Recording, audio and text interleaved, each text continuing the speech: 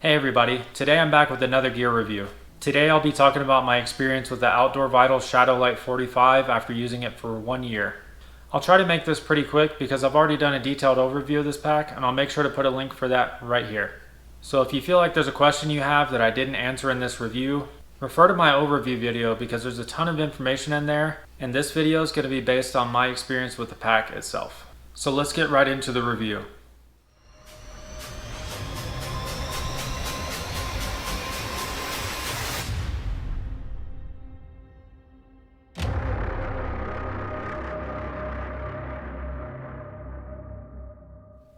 So this is the 45 liter version of the Shadowlight pack in dark blue from Outdoor Vitals.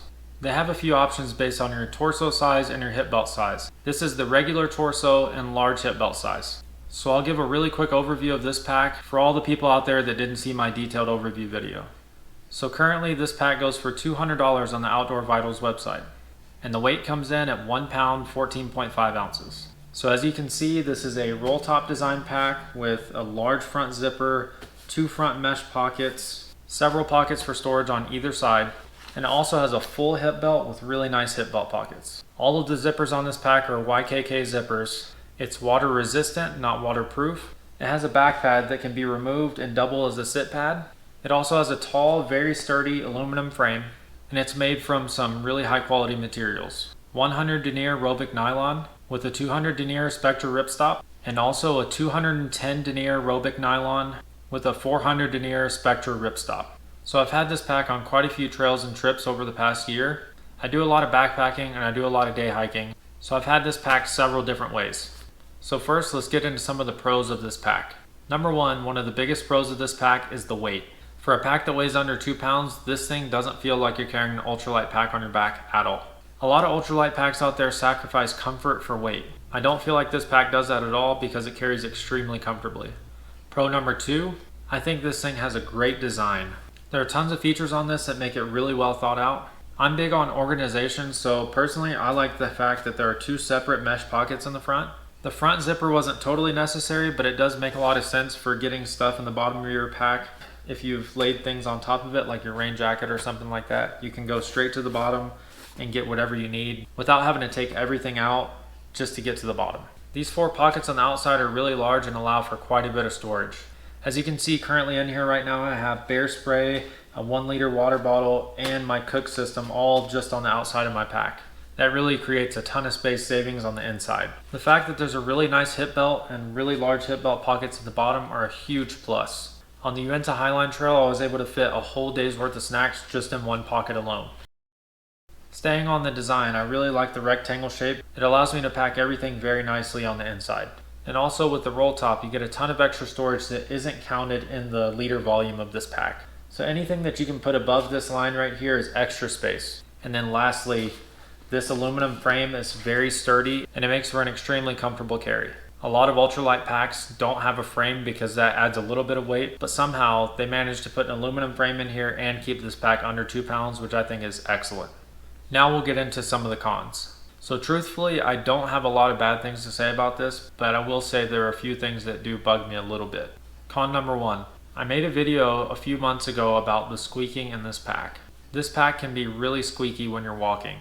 It seems like not everybody has the same exact experience when it comes to this, but there are a ton of people who have complained about the squeaking on this pack. I'll try to put in a video right here.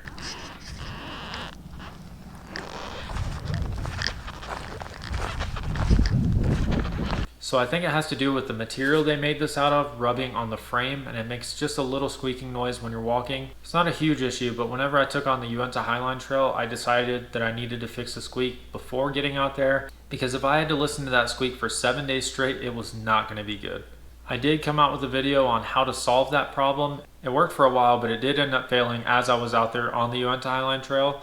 So I can't say that I've 100% solved that issue, but I do think it's a fixable problem. Con number 2, I'm not sure if you can see it from there, but I put a little patch right here, and that's because they decided to put a water bladder hole right here.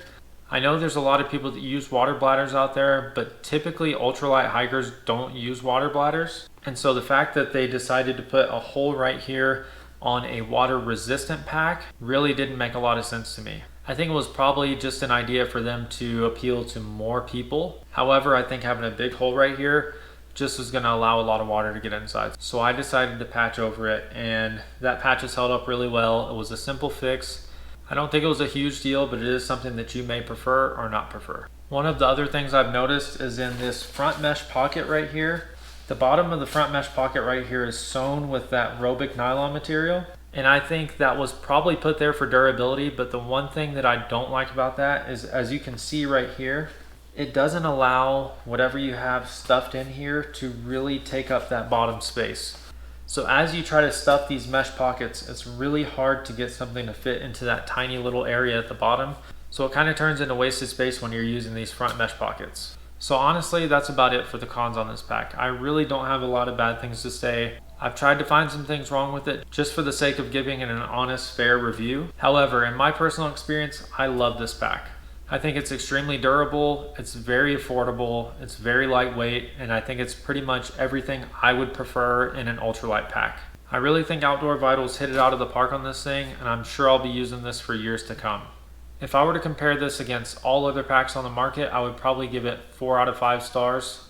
And if I were to compare it to other similarly priced packs, I would probably give it 5 out of 5 stars. I just don't think you can do much better for $200 when it comes to an ultralight backpack.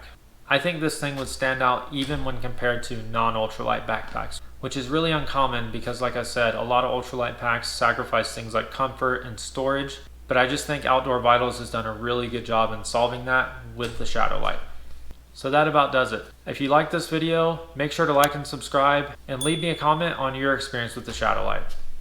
If you have any questions, you can leave those in the comments as well. Make sure to reference my detailed overview video of the Shadowlight. Thanks for sticking around to the end, and I'll see you in the next video.